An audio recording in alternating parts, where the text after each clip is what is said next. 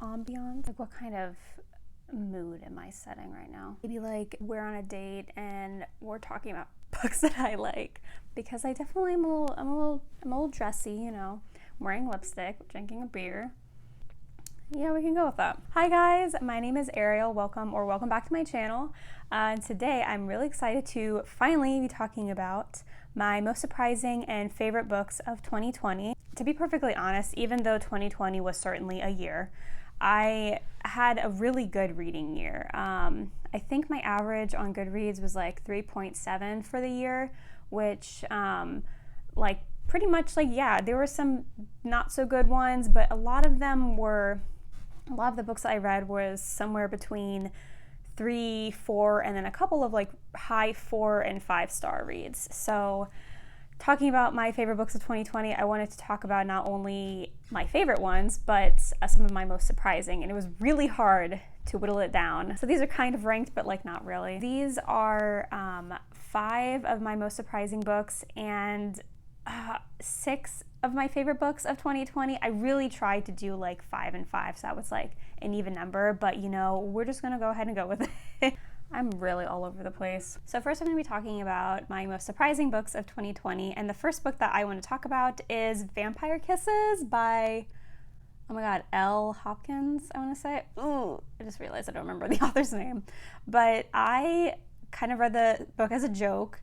I remember I read it in middle school and I really enjoyed it, and so I was just kind of like, oh, let's just give this a whirl, and turns out that I kind of loved it. The way I would kind of pitch this book is it is My Immortal before My Immortal, which is a really popular Harry Potter vampire fanfiction, which if you don't know what that is, it may not make any sense to you, but it was kind of just a tongue-in-cheek, hilarious, really weird and dramatic fanfiction that was like the authors and all of the characters were super hardcore goth, but like in a really cringy way. And that is basically how I view Vampire Kisses. We follow this girl named Raven, and she is obsessed with like becoming a vampire. The opening chapter is the teacher literally being like, what do you want to be when you grow up? And she's like, I'm different. I want to be a vampire. And of course, she's not like other girls. She's the only one in her small town that she calls Dullsville, who wants to be a vampire, and she's the only one who's like goth, so everybody treats her different. And then of course there's a new family that moves in, and Raven thinks that he's a vampire. So it's a really short YA book. I got pretty far into the series. I would say my favorite of the series was the first 2 books. The third one was pretty good, but not as good. And then like the 4th and 5th book, I was just like bored because there really wasn't anything going on. But I was really surprised that I enjoyed the first book so much.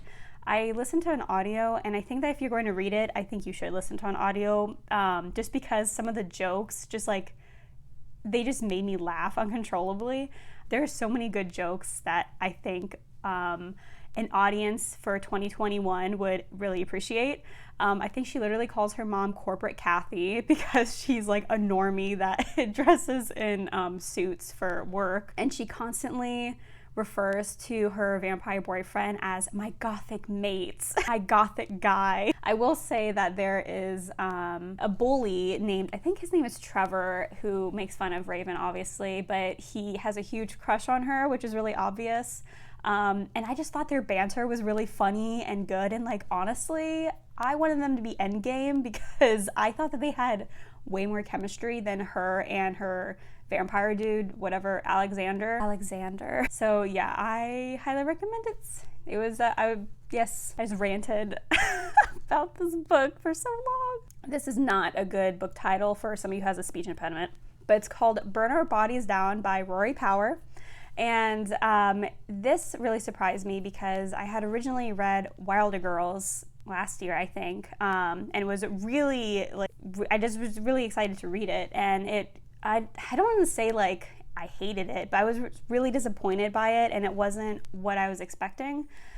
This book, I was a little bit more apprehensive because I heard a lot of people say that if they liked Wilder Girls, they really didn't like this one. I just like heard a lot of like mixed reviews, I guess, and so I was just kind of apprehensive to read it, but there's just something about her plots that just draw me in, and I was like, okay, Rory Power is a really popular author. If I don't end up liking this book, then I'll just say like, okay, this just isn't an author for me.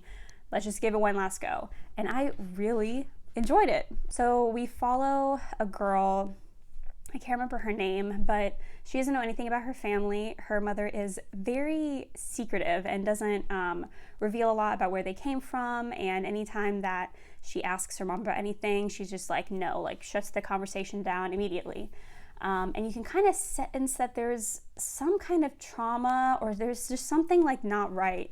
But the main character, Margot, her name is, she feels like she's entitled to find out more about her past. And so when she finds a clue that leads her to a farm in the next town over, she just basically like leaves her mom and goes there. And what you discover there, honestly, I loved it. There was like a kind of mystery to it. There's things that were just not quite right. And honestly, the last third, I was glued. I just couldn't like stop reading this book. And honestly, I still think about it. There's just such like great, there's so many great ideas that Rory Power executed so well, and such vivid imagery. Like, it was just so good. I just really enjoyed it. The next book that I want to talk about is The Hollow Places by T. Kingfisher.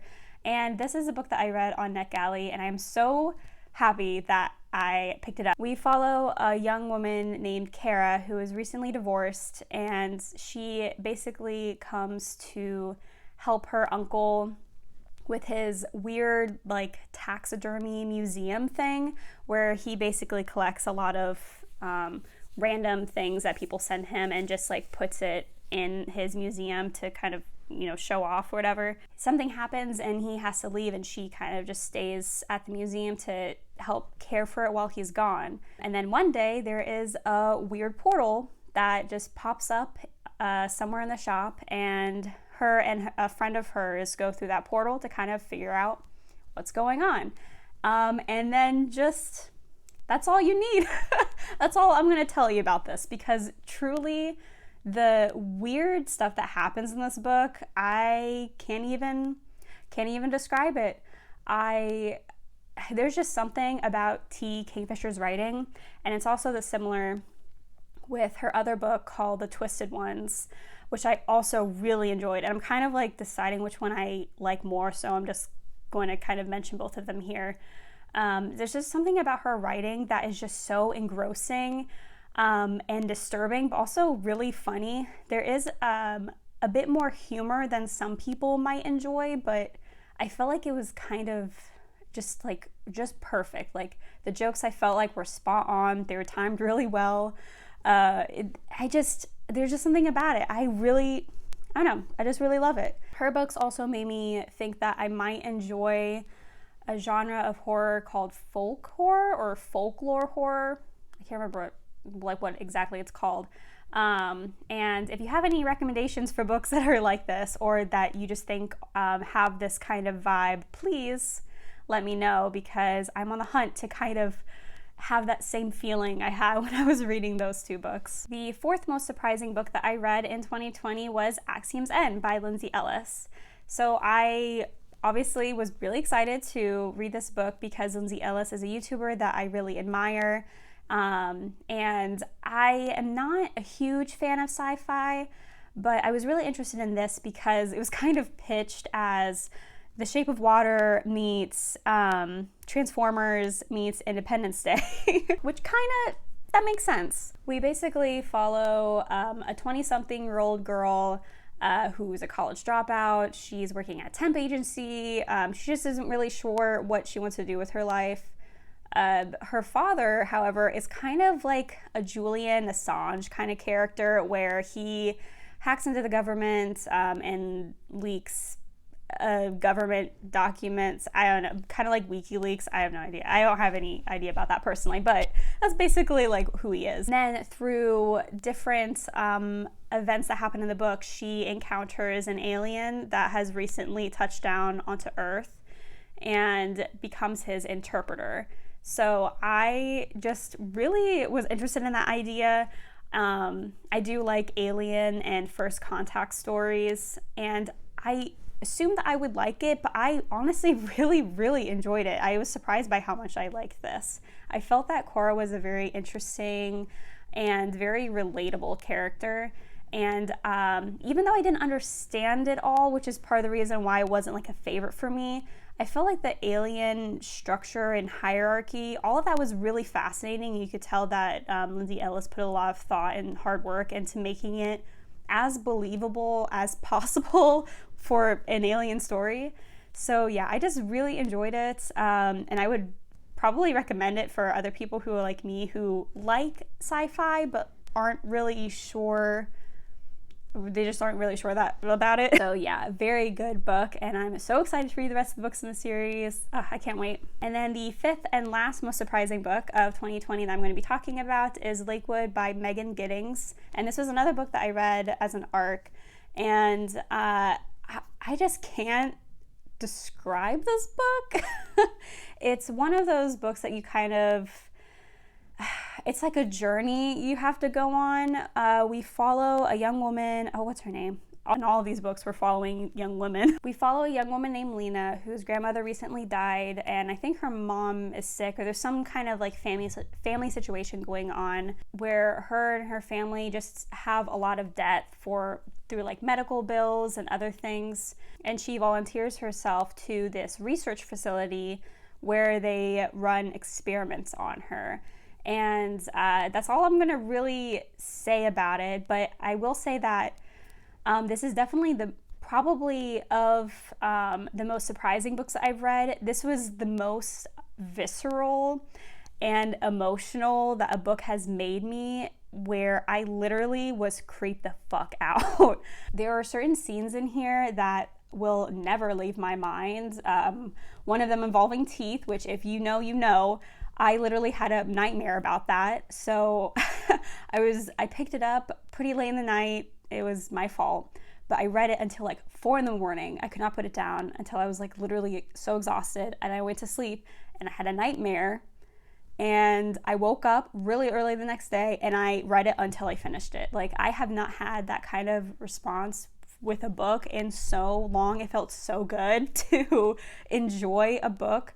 But this is a very interesting book because it talks about race and poverty, medical experiments on Black people specifically. So all of the researchers were white, and all of the people who were being experimented on, I don't know the term for it, they were all Black or people of color. And it really reflects the real true history of how there have been so many experiments, many involuntary, on their bodies. And honestly, it really reminded me of the book by Alyssa Cole that I read late in the year called When No One Is Watching. That has very similar vibes. So if you enjoyed that, you should read Lakewood, and vice versa. But yeah, it was such a good book, and one that I highly recommend. Right, now we're finally going to be talking about my favorite books of 2020, and the first book that I want to talk about is Sabrina and Karina. This is a collection of short stories, which I normally don't read and normally don't pick up, but I really loved the cover, so that was my main motivation. But we also follow Indigenous Latina women in the Colorado area, I believe, like somewhere in like the western side of the United States, through all different generations and in kind of different times. Like, I think in one short story we follow a woman and her sister or her friend in like the 50s. And we follow in another story a woman that is just getting out of prison. This book is honestly really beautiful and has one of like the most beautiful writing that I've read, but is also very dark because we follow these women through different tragedies that have happened in their lives, where there's a lot of family trauma.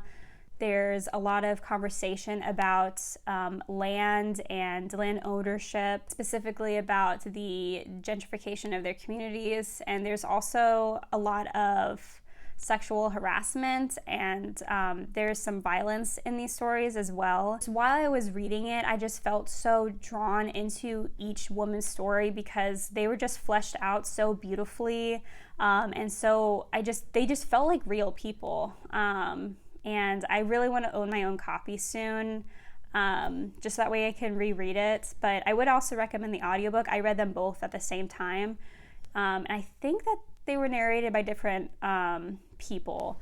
I just think that this is just like the perfect short story collection, truly. Like if I were to read one short story collection, I'm glad it was this one because I just loved it. The fifth book that I'm going to talk about is Writers and Lovers by Lily King. Honestly, it was kind of a slow love. Like in the beginning, I was like, okay, we're following this waitress who lives, it's set in the 90s, and she moved to New York, I think, or she lives somewhere in the East Coast. And by night, she's writing her novel that she's been working on for like 10 years. I mean, who can relate?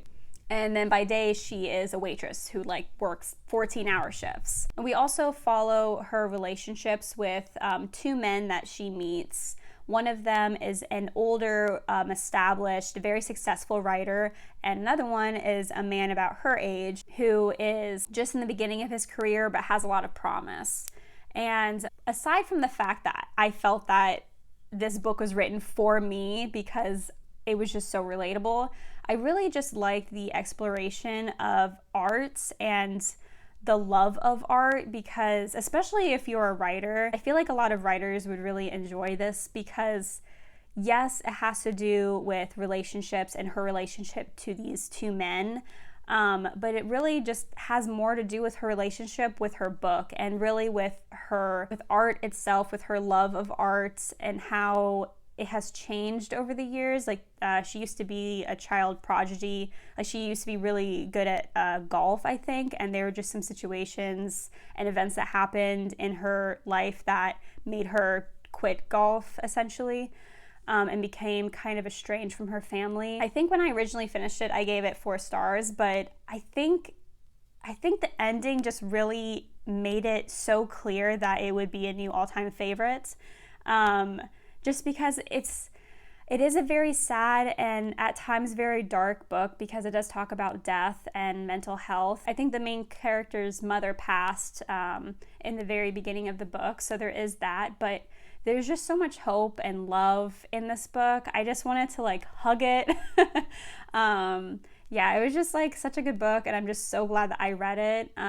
Definitely kind of like a surprising new favorite too, so yeah, I hope to reread it sometime soon. The fourth book that I want to talk about is So You Want to Talk About Race, and this is a nonfiction book that I've seen circling around, and I decided to pick it up specifically on audio, but since I've read it, I just have been looking for a physical copy for myself because this is honestly a brilliant, like amazing nonfiction book. We basically follow the author from a young age into adulthood and her observations about race, and as you can tell from the title, kind of answering very popular questions that people have about race. Yes, mostly about Black people in America, but she also mentions other races, and she also talks about the way white people view race as kind of like something that shouldn't be talked about in a way. I feel like that this book not only is very accessible for beginners, like people who don't really know a lot about the conversations about race, but there's also a lot of really in-depth conversations that kind of dig a little bit deeper, and those were the ones that stayed with me the most. Specifically about, I think there was a chapter in like white supremacy, and there was, she kind of critiqued mainstream social justice or like white feminism in a way that I think a lot of people could benefit from reading. There's also a really interesting, really good chapter about affirmative action and how affirmative action has benefited white women so much, but really left out Black women and other people of color. I really want to reread the book very soon, and I hope to get my own physical copy. But yeah, honestly, like one of the best nonfiction books that I've read this year, and of course is one of the best books that I read this year. So definitely recommend it if you haven't read it already, and the audiobook is also very good too. The third book that I want to talk about is Watch Over Me by Nina LaCour, and this is actually the last book that I read in 2020, and I'm so glad that I waited until the end of the year to read it. We follow a girl named Mila who has a very troubled past and is leaving the foster care system, and she is hired to work on this farm where this couple adopts a lot of foster kids and keeps them on the farm, and is basically just like a self-contained community. And she is hired as an intern to basically be a teacher and to help with the farmers market and to do like house chores and everything. This is a very quiet book, and I think that is what people who like me love Nina LaCour for. Not to say that her books are boring, but it is just a very, very slow and deliberate. Every word has meaning, and there's just so much emotion packed into her writing, which is definitely like a huge inspiration for me. She just has a kind of writing that I want to emulate so badly. It's just so beautiful and emotional, and I just love it. I will say that it's not my favorite Nina LaCour that I've ever read, but I mean, I still give it 5 stars. But I definitely think that if you enjoyed We Are Okay, you will also really like this. It is kind of a ghost story, but it's more of a book about how you confront your past traumas and how you can kind of lean back on other people. And it's just, it's such a short book. I really don't want to say any more about it. But yeah, it's just such a beautiful book. I'm so glad that we have more of Nina LaCour out in the world because she's just so fantastic. But yeah, just like such a beautiful book. So good. I think watching other people's favorite books of 2020 has been really contagious and infectious, because now I'm just excited about talking my own book about the books that I liked too. But the second book that I read, actually, it was the second book that I read. The second of my favorite books of 2020 was Such a Fun Age by Kylie Reed, and I also read this as an ARC. Shout out to NetGalley, really made my 2020. But this book is honestly so good. I'm sure that by now you've heard so many people talk about this book. I'm actually so happy that people put this in their top books of 2020, which means that they have taste. But this book follows Amira, who is a 20-something-year-old young black woman who is kind of searching for something more. She's dissatisfied with her life, but not really sure what she wants to do. She is a nanny for this kind of privileged white family. She babysits like a 4 or 5-year-old girl. The mother is kind of like an influencer, I guess you could say, and the husband is like a news anchor, and so like pretty like well-known family.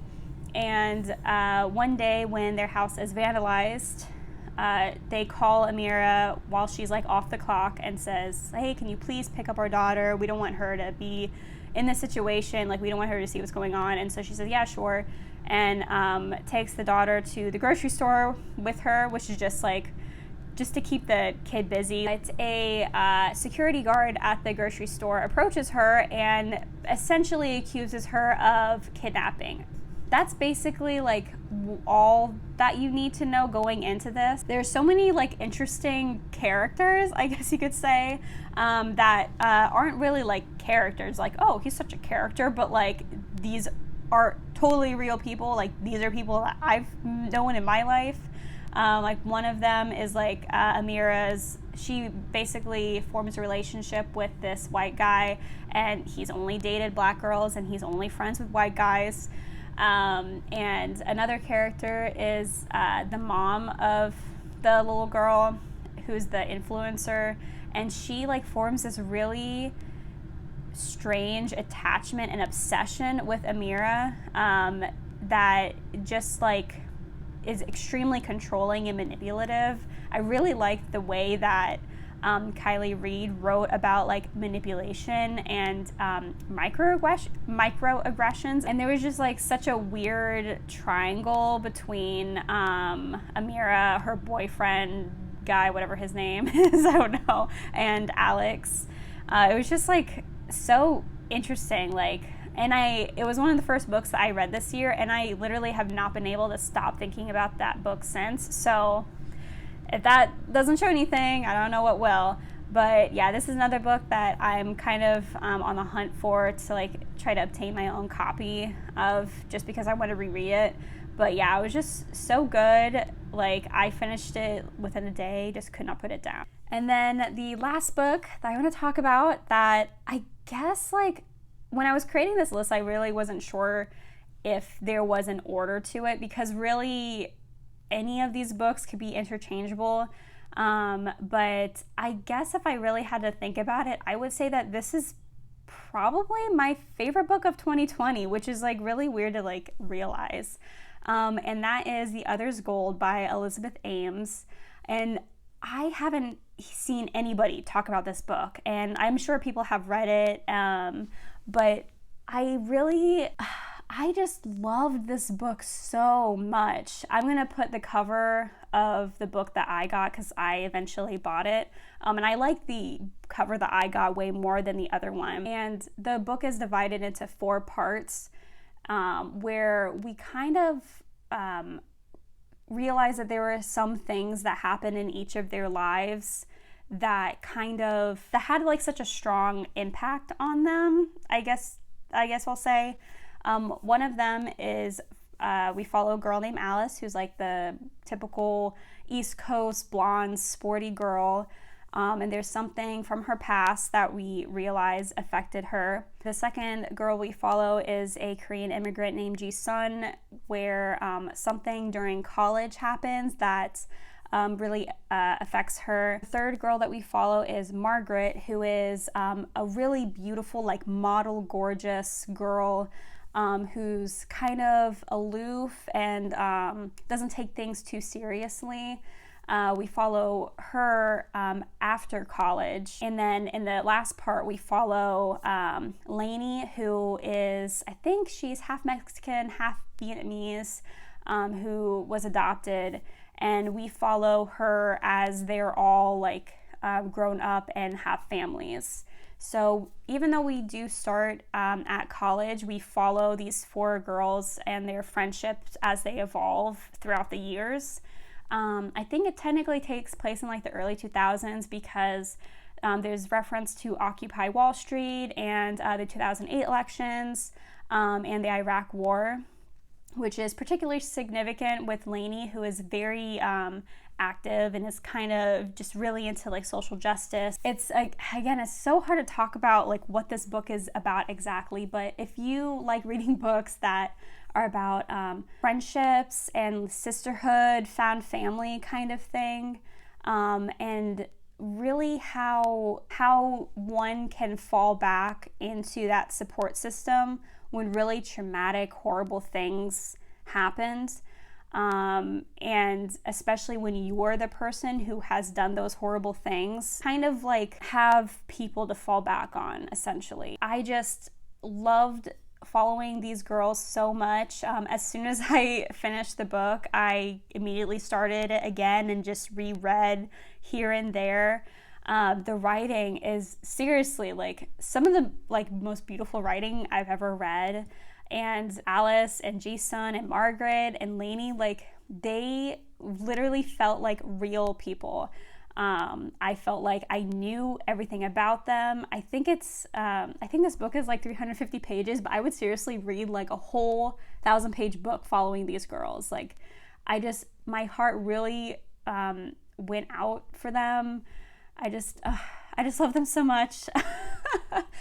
This seriously like became a new all-time favorite book. It's just so good. Yeah, talking about it just makes me want to reread it again. But yeah, It was just so good. So yeah, those are all of my most surprising and favorite books of 2020.